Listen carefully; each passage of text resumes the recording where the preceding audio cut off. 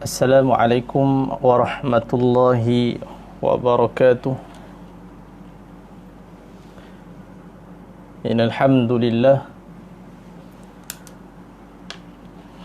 nahmaduhu wa nasta'inuhu wa nastaghfiruh wa na'udzu billahi min shururi anfusina wa min sayyiati a'malina. من يهده الله فلا مضل له ومن يضلل فلا هادي له. أشهد أن لا إله إلا الله وحده لا شريك له وأشهد أن محمدا عبده ورسوله. اللهم صل وسلم على سيدنا محمد وعلى آله وأصحابه أجمعين. قال رب اشرح لي صدري ويسر لي أمري واحلل عقدة من لساني يفقه قولي. أما بعد،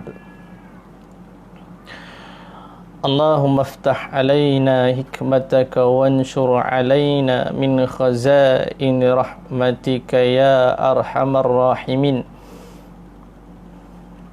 وقال الله سبحانه وتعالى يا أيها الذين آمنوا اتقوا الله حق تقاته ولا تموتن إلا وأنتم مسلمون. Yang bermaksud, wahai orang-orang yang beriman, bertakwalah kamu kepada Allah Subhanahu wa ta'ala dengan sebenar-benar takwa, dan janganlah kamu mati melainkan dalam keadaan Islam. Muslimin, muslimat, tuan-tuan dan puan-puan yang dirahmati oleh Allah Subhanahu wa ta'ala. Alhamdulillah, seperti biasa, saya harap tuan-tuan dapat dengar suara saya dengan baik. Jika tidak, tuan-tuan boleh komen di bawah, dan insya-Allah kita akan memperbaikinya dengan izin dari Allah Subhanahu wa ta'ala. Okey. Kejap. Alright. Okay. Kita sambung bacaan kitab, iaitu Kedamaian dan Kematian. Kedamaian dan Kematian. Ini kita masuk ke pelajaran baru. Dulu kita dah baca sikit, okey, definisi kedamaian itu. Okey, ini buku dia yang saya susun dan saya tulis. Jadi hari ini kita akan bahas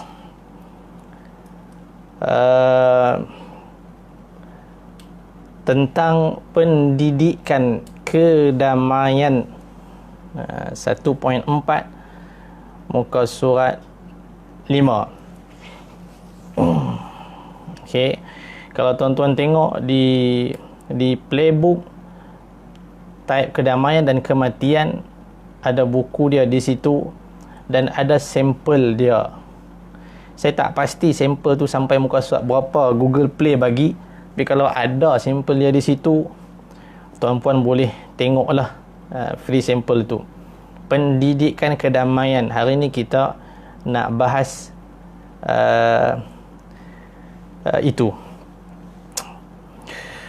Sebelum melihat bagaimana kemampuan seseorang mudah memberi maaf kepada orang lain. Okey, ini bab kita bahas memberi maaf tu. So sebelum kita nak tengok kemampuan kita mudah memberi maaf kepada orang lain, sejauh mana kita mampu, maka perlu dilihat beberapa sebab yang mempengaruhinya. Apa dia? Di antaranya adalah empati, penilaian terhadap orang lain. Tu. Tingkat kelukaan seseorang, sejauh mana dia dilukai, sejauh mana dia hina kita. Okey, sejauh mana dia fitnah kita. So, tingkat kelukaan seseorang, kalau sikit, mungkin mudah dia memberi maaf. Kalau banyak, mungkin berat untuk dia memberi kemaafan itu. Sifat kepribadian seseorang. Ada juga orang yang sifat dia, perangai dia, mulut senang, minta maaf, minta maaf, minta maaf. Tapi kesalahan itu diulang lagi, diulang. Maka orang yang ingin memberi maaf itu, sejauh mana kualitinya?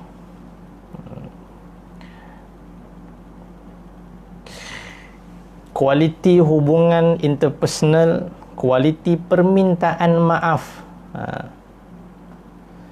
dan suasana sosial kognitif seseorang. So, dalam memberi maaf ada kualiti dia, sejauh mana kita boleh memberi maaf dan setakat mana kemampuan kita. Jadi berdasarkan faktor tersebut, maka dapat diambil beberapa langkah penyelesaian untuk melatih diri kita. Satu, perlu menumbuhkan rasa empati dalam diri kita. Kalau kita ada anak, kita didik anak, tanamkan dalam diri anak itu empati terhadap orang lain. Membiasakan anak-anak ikut merasakan penderitaan orang lain. Tengok orang susah, kita kata tengok orang kita naik kereta, bawa anak-anak, contoh. Tengok orang naik motor, tengok orang jalan kaki. Kita sebut dekat anak kita, cuba tengok,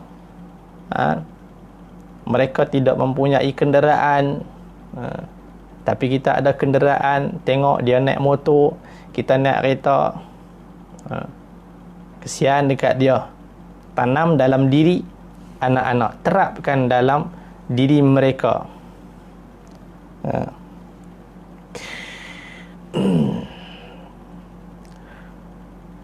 Yang kedua, membiasakan anak-anak ataupun diri kita berfikir positif, memberikan dan menanamkan nilai husnudzan, bersangka baik pada orang lain. Setiap orang sebenarnya ingin berbuat baik, sama halnya dengan dirinya, dan bahawa setiap perbuatan baik selalu ada hikmah dan balasan kebaikan. Semua di kalangan kita ingin berbuat baik dan mengetahui perbuatan baik selalu ada hikmahnya dan balasan atas kebaikan tersebut. Jadi kalau dengan anak-anak, metod yang dapat kita gunakan adalah melalui bercerita. Okey. Jadi ini jelas selari dengan ajaran dalam Islam, di mana kemaafan dapat diberikan seketika tanpa perantara manusia yang lain. Sebab apa dia mudah memberi maaf dalam masa yang sekejap? Kerana dia memiliki ikatan dan hubungan yang kuat dengan nilai ilahiyah, spiritual, hubungannya dengan Allah. Seorang Muslim, apalagi mukmin, dia akan mudah memberikan maaf kepada orang lain asbab dari saudaranya, asbab dari sandarannya yang kuat kepada Allah. Di mana dengan 3 asas Islam, iaitu akidah, syariah dan akhlak. Akidah rukun iman, percaya kepada Allah, percaya adanya hari kiamat. Syariat, hukum, rukun Islam, melaksanakan salat dan lain-lain, serta rukun ihsan akhlak, merasai Allah memerhatinya, Allah melihatnya.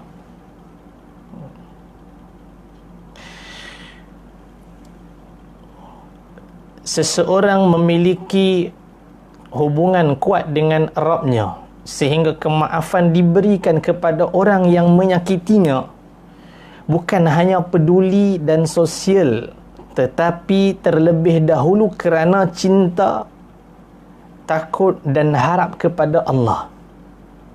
Ini yang paling utama. Seorang Muslim, apalagi mukmin, yakni meyakini adanya balasan di negeri akhirat, adanya padang mahsyar, adanya hitungan amal, kesusahan ketika meniti titian sirat, adanya syurga dan neraka. Dia akan mudah memberi maaf kepada orang lain, sehingga kemaafan yang diberikan kepada orang yang menyakitinya bukan kerana peduli dan nilai sosial, tapi semata-mata kerana cinta kepada Allah, takut kepadanya dan harap kepadanya, Tuhan semesta alam.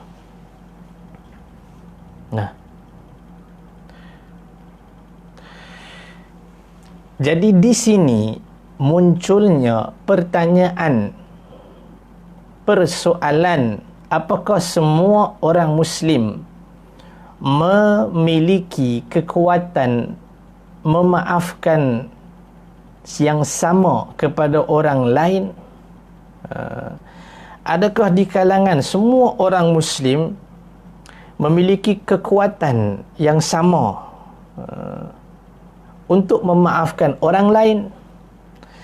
Tentu sahaja tidak semua, tergantung seberapa dekat dia dengan Tuhan dan seberapa tinggi darjat keimanan seseorang. So kita dah nak jumpa poin dia, kenapa kita tak boleh maafkan orang? Okay, especially di era digital. Nanti saya sebutlah sekali. Kita nak terapkan di sini, kita fokus kepada diri kita. Penerapan memberi maaf yang akan natijahnya zahir kedamaian dan ketenangan dalam hidup. Okey. Selanjutnya, ini mengisyaratkan juga, yang tadi kita baca tu, dia mengisyaratkan bahawa perlu usaha untuk seorang Muslim agar dapat memiliki kemampuan untuk memberi maaf kepada orang lain. Tadi yang atas tu kita dah baca, tergantung seberapa dekat dia dengan Tuhan dan seberapa tinggi darjat keimanan seseorang. So di sini dia mengisyaratkan kepada kita sebagai Muslim, apalagi mukmin, untuk memiliki kemampuan memberi maaf kepada orang lain dengan meningkatkan keimanan dan ketakwaan kita, menghampirkan diri kepada Allah.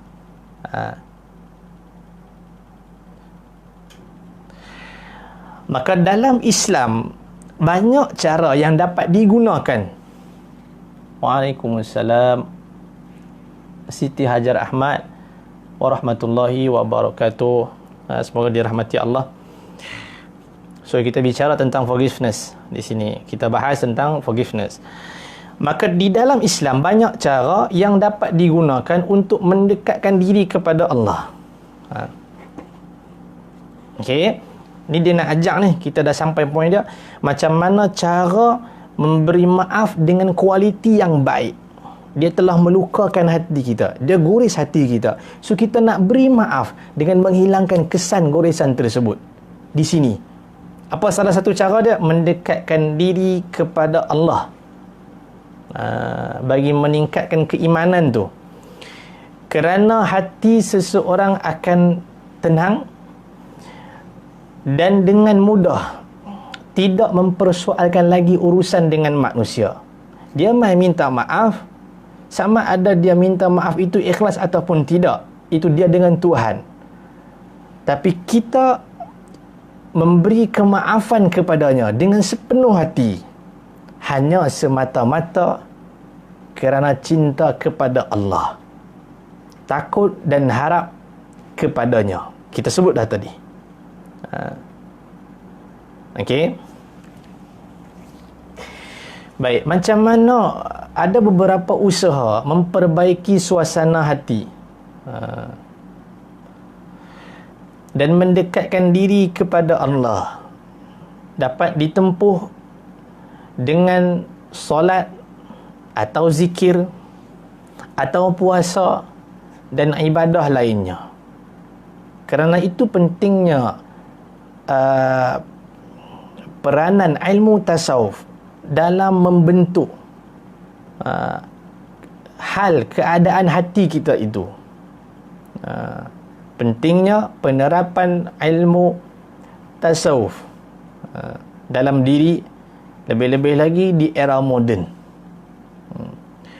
Kita boleh salat, kita boleh zikir, puasa untuk memperbaiki suasana hati kita. Contoh, kita boleh tengok terlihat dalam Islam setelah selesai bulan Ramadan. Bulan Ramadan itu bulan tarbiyah, la'allakum tattaqun, puasa dengan elok. Last sekali Allah kata mudah-mudahan engkau menjadi orang yang bertakwa. Tingkat keimanan itu bertambah. So bila kita tengok di bulan Ramadan dan memasuki bulan Syawal, disebut hari kemenangan atau Aidil Fitri, maka dengan mudah ketika itu orang Muslim memberikan maaf dengan sesama mereka. Hal ini disebabkan hati mereka telah bersih dan semakin dekat dengan Tuhannya. Itu yang la'allakum tattaqun tu. Habis Ramadan kita proses bersih hati, tujuan dia tu nak bagi hati tu bersih. So masuk saja Aidil Fitri, kita mudah memberi maaf. Kerana itu kita tekankan di sini pentingnya hubungan kita dengan Allah untuk meningkatkan keimanan, dan insya-Allah kita akan mudah memberi maaf kepada orang.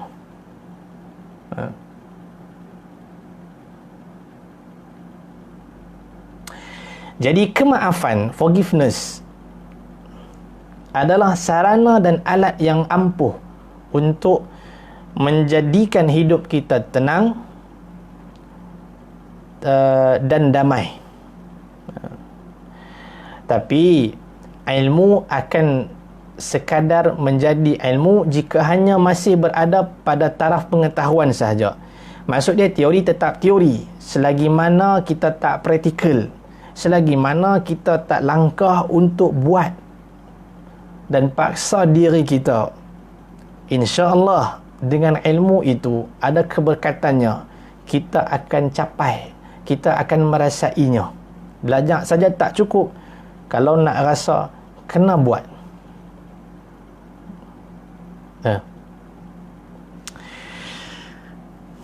Demikian juga halnya bagi orang dewasa. Ini juga dapat dilakukan dengan melihat forgiveness dalam taraf aplikasi, bukan hanya pada kedudukan ilmu. Yang normal sahaja. Bicara tentang hal empiris, yakni pengalaman tentang forgiveness, kita dapat melihat bagaimana forgiveness dalam psikologi positif. Dan kita juga melihat usaha memberikan maaf kepada orang yang telah menyakiti. Dia memerlukan usaha yang berat, baik dia sudah meminta maaf atau sebelum dia meminta maaf. Ingat dulu kita pernah sebut tentang taubat. Kalau kita benar-benar ingin bertaubat, jika ada zalim orang, pi cari dia minta maaf. Pi cari tu usaha sehabis mungkin. Yang tahu usaha sehabis mungkin tu hanya kita saja. Jangan cari lagi, jangan WhatsApp sedangkan kita boleh jumpa dia. Sebab apa kita sebut yang tu? Sebab kita nak dia memberi maaf kepada kita dengan kualiti yang baik. Dan kita dah sebut dulu kan, minta maaf di telefon, mesej, telefon dan mai jumpa depan mata lain. Dia nak bagi maaf tu, kualiti yang dia nak bagi maaf tu lain. Contoh dia mai kat kita, dia minta maaf semua, kita tanya dia mai daripada Terengganu, daripada Kelantan, daripada Perak sampai ke Kuala Lumpur ni hanya semata-mata nak minta maaf. Dia kata ya. So kita tengok muka dia, dia ni memang sungguh nak minta maaf. Jadi bila kita memberi maaf itu, kualitinya itu sangat-sangat tinggi. Kelukaan dalam hati kita tu dia boleh hilang dengan sikap dan tingkah lakunya dalam memohon kemaafan. Begitulah kita nak bertaubat dengan Allah. Taubat dengan sebenar-benar taubat. Kita dah bahas dulu tentang ilmu, pentingnya ilmu, mengetahui tentang siksa dan dosa itu dalam bertaubat. Okey. Namun, fungsi dari memberikan maaf kepada orang lain adalah memberikan ketenangan dalam jiwa manusia. Tepat dan kena dengan apa yang kita bicara di sini, iaitu forgiveness, kemaafan, memberikan kedamaian dan ketenangan dalam jiwa kita. Sebab apa kita tidak mampu memberi maaf kepada orang? Aku tak boleh maafkan dia kerana tingkat keimanan kita itu. Nanti dia akan sebut, kalau anda mahu Allah memaafkan segala kesalahan anda, kalau anda mahu Allah mengampuni segala dosa anda, baik yang sedar ataupun tidak, maka salah satu caranya dengan memberi maaf kepada orang. Kalau dia meyakini itu, dia meyakini di padang mahsyar nanti dia akan susah, di timbangan amal nanti dia akan susah. Pasti yang tu. Jika dia benar-benar mengetahui, beriman, maka dia akan mudah untuk maafkan orang lain. Soal dia nak minta maaf, dia minta maaf lebih kurang ke apa semua, itu tolak tepi dulu. Kita bahas tentang kualiti dalam kita memberi maaf kepada orang. Habis.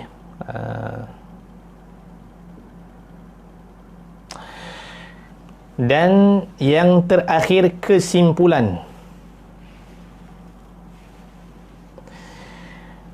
Kemaafan merupakan salah satu cara untuk memberikan kedamaian dalam hidup seseorang. Itu poin dia. Kemaafan ini berlaku untuk diri sendiri dan juga untuk orang lain. Memaafkan orang lain akan membuat hidup lebih tenang dan damai, sementara memaafkan diri sendiri membuat hidup menjadi qanaah dan tawaduk. Ini poin penting. Maka ajaran Islam dalam pendidikannya perlu menjadikan kemaafan sebagai sebahagian daripada silibus baik, secara tersurat maupun tersirat. Satu. Langkah seterusnya adalah berusaha memaafkan kesalahan. 3. Selanjutnya, komitmen memberikan kemaafan. Dan yang terakhir, bertahan untuk memiliki sifat kemaafan kepada sesiapa pun.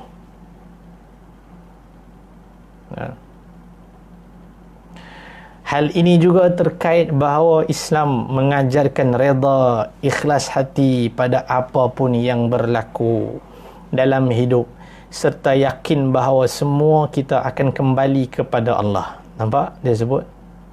Dan membawa pertanggungjawaban atas segala yang telah kita lakukan di dunia. Kita ada buat salah, kita ada sakiti hati orang, kita tak tahu. Jadi salah satu langkah dia, maka forgiveness ini yang sedang kita bahas dalam bingkai Islam merupakan solusi untuk mendapatkan ketenangan hidup di dunia dan bahagia di akhirat. Titik. Okey, kemudian saya sebut sikit seperti mana yang saya kata pada mula tadi. Di era digital. Okey. Balik kepada objektif penulisan ini. Ya, sekali lagi saya pesan, okey, tuan-tuan buka playbook Google Play tu, tuan-tuan type kedamaian dan kematian. Tuan-tuan tengok buku ni. Okey, dia ada free sample di situ. Ini saya nak sebut di mula-mula dia. Di free sample tu tuan-tuan boleh dapat yang tu. Okey, tengok apa yang saya baca. Kalau lain pun sikit saja lain dia. Sebab di playbook ni kita boleh edit dia. Edit kemudian kita upload lain. Edit kemudian kita upload lain. Okey, di buku cetak tak boleh. Jadi di saya ni di buku. Okey, objektif penulisan ini adalah mengupas sebuah ilmu yang terkenal dalam Islam dan menjadi topik dan telah menjadi topik dalam psikologi positif, iaitu forgiveness, sebagai sebuah upaya untuk menjadi renungan dan amalan mendamaikan jiwa di era digital.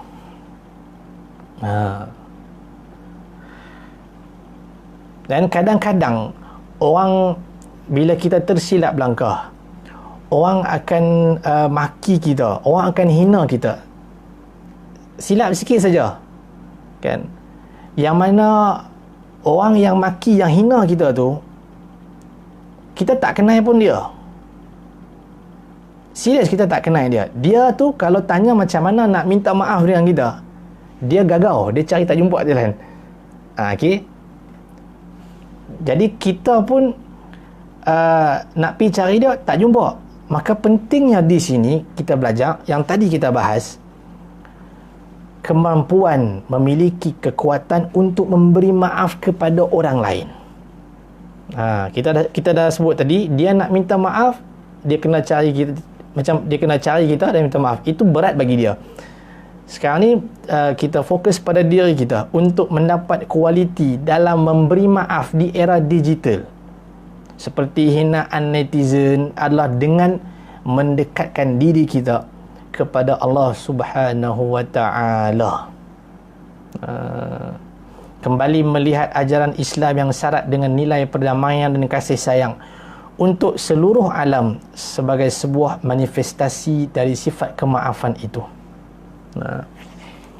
Okey. Habis. So ada lagi bawah tu saya tak baca sebab kita belum masuk lagi bab dia. Baik.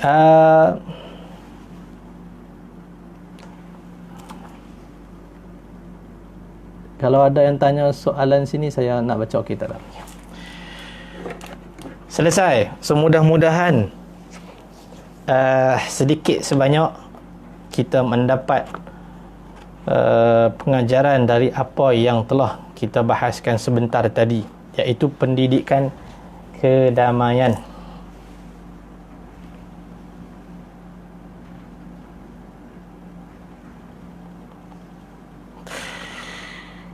Bab yang kedua, habis dah bab satu. So bab yang kedua, konsep maaf. Konsep maaf, dan di sini kita ada sebut definisi forgiveness menurut tokoh barat. Kemudian menurut Al-Quran kita bahas di sini. Bismillah.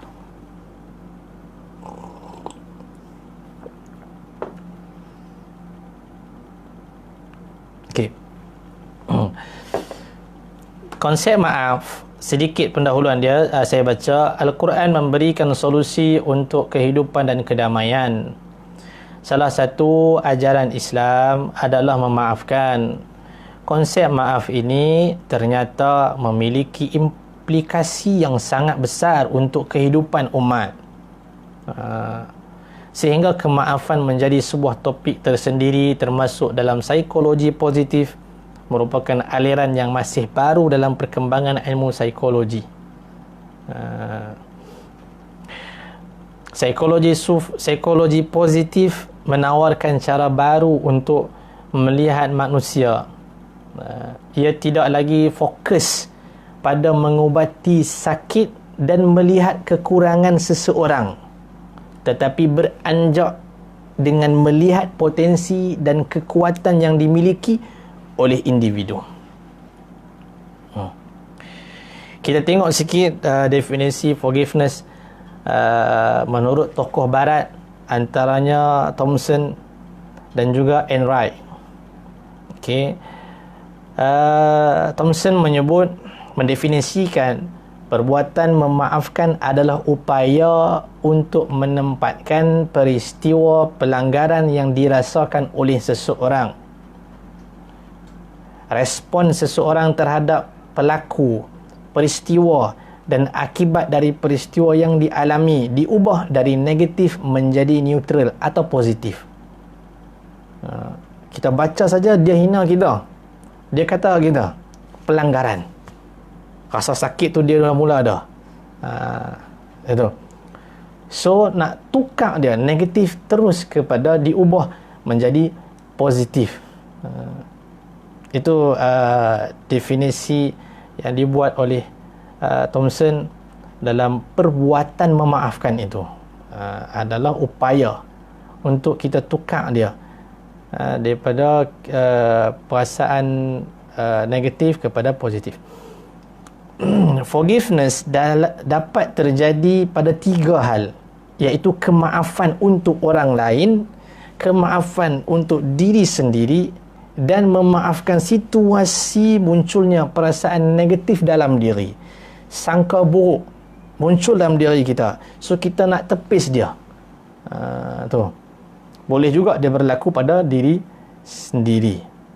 Adapun Enright, dia mendefinisikan forgiveness adalah kesediaan seseorang untuk meninggalkan kemarahan dan penilaian negatif terhadap orang lain yang telah menyakitinya, membalasnya dengan kasih sayang dan cinta serta kemurahan hati. Inilah sifat yang dimiliki oleh baginda Nabi Muhammad sallallahu alaihi wasallam. Orang hinanya, orang baling batu dekat dia sampai cedera jasadnya, dia tetap memberi maaf. Dahsyat. Membalas dengan kasih sayang, cinta kepada umatnya.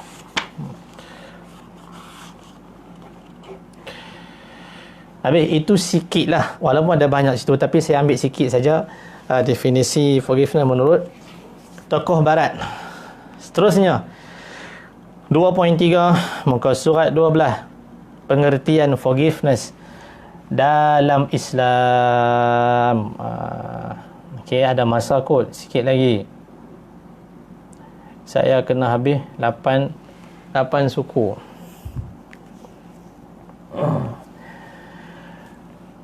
Okey, kata maaf dalam bahasa Al-Quran, okey, terdapat dalam kata al-afu dan ghaffara. Kata al-afu diambil dari akar kata yang terdiri dari huruf ain, fa dan waw. Afu. Maknanya berkisar dua hal, iaitu meninggalkan sesuatu dan memintanya. Secara bahasa, kata afu itu memiliki dua makna dasar. Satu, tarkus syai', meninggalkan sesuatu. Dua, talabus syai', meminta sesuatu. So dari sini lahir al-afu, bererti meninggalkan sanksi atau hukuman dan balasan terhadap yang bersalah atau memberikan kemaafan. Jadi dimaksud dengan al-afwa di sini adalah berlapang dada dalam memberikan maaf kepada orang lain yang telah melakukan kesalahan tanpa disertai rasa benci di hati. Okey, dia tumbuk kita, patah gigi satu. Kisah kita tumbuk dia, patah gigi satu, tapi kita tak mau buat dia. Hukuman tu kita meninggalkan dia, tak mau balas. Bukan saja tak mau balas hukuman tu, bahkan tak menuntut dia, dan dia memberikan lagi kemaafan tanpa disertai rasa benci di hati. Itu kata al-afwa yang kita bicarakan di sini. Ada lagi lah secara perincinya di situ, tapi saya tidak membacanya sebab dia terlalu detail lah. Kita ambil poin-poin penting pengertian forgiveness dalam Islam, yakni dalam bahasa Al-Quran, iaitu kata al-afwa yang kita bahas sikit sebentar tadi. Jadi Islam mengajarkan kemaafan bagi para pemeluknya, kemaafan untuk dirinya, untuk semua, bahkan kemaafan bagi seluruh makhluk ciptaan Tuhan, termasuk haiwan dan tumbuhan sekalipun. Hingga terlihat bahawa makna dan jangkauan teori kemaafan dalam Islam lebih luas dibandingkan dengan teori forgiveness dalam psikologi barat. Habis. Seterusnya, 2.4 forgiveness dalam Al-Quran dan hadis Nabi sallallahu alaihi wasallam. Yang ni kita akan baca pada kuliah yang akan datang lah. Antaranya poin yang kita akan bahas, Al-Quran dan hadis memberikan kriteria dalam beberapa jenis kemaafan. Antaranya kemaafan Allah kepada hambanya. Tak payah minta pun Allah dah maafkan kita. Itu sifat Allah yang maha penyayang terhadap hambanya yang beriman. Kemudian kemaafan oleh manusia ni ada 3 bahagian. Kemaafan sebagai sebuah sikap, dia akan bahas nanti. Dalam Islam menunjukkan kemaafan itu bukan kelemahan, bahkan dia menunjukkan sebuah kemuliaan. Kadang kita malu nak minta maaf, kita rasa benda tu hina. Dah, Islam tak kata benda tu hina. Maaf, dia akan memberi kemuliaan kepada orang itu. Dan dalilnya dalam surah Asy-Syura kita akan sebut ayat 39 dan juga 40, menjelaskan bahawa pilihan sikap memaafkan seseorang lebih baik daripada membalasnya, meskipun dia dapat melakukannya. Walaupun dia boleh membalas, tapi dia tak balas, dia beri maaf. Dan kerana pilihannya untuk memaafkan kesalahan insan yang lain, maka Allah memberikan kebaikan, yakni pahala yang pasti kepada mereka yang memilih jalan bersikap mulia dengan memberikan maaf kepada pelaku yang telah berbuat buruk padanya. Ini yang kita sebut tadi, kan? kita maafkan orang, Allah akan beri kepada kita ganjaran yang terbaik. Dan ada lagi beberapa poin penting, insya-Allah biiznillah, dengan izin Allah